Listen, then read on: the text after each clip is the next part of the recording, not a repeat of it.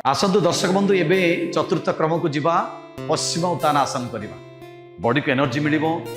hit भी body आसो ता सहित पेट कम फैट भी कम आसतु से आसन विषय जाना हाइट बढ़ारे साहाय्य कर दी गोड़ को सीधा करदे श्वास लंबा नवा पछक जीवा श्वास लंबा नहीं श्वास छाड़ी पाद को धरिबा नाक को आंठी लगे को चेष्टा करिबा दी कोहणी लागिब तले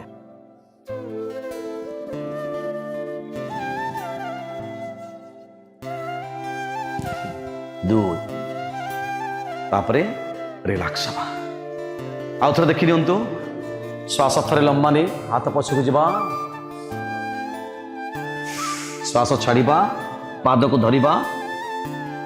तापरे नाक को आंठी लगेबा दी कोहणी तले लगे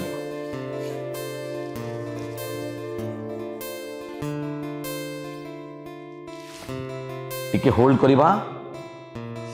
तापरे श्वास छाड़ी आसीबा या द्वारा कौन पेट भी ठीक रहिबो बॉडी को गरम लागिबो एवं ता सहित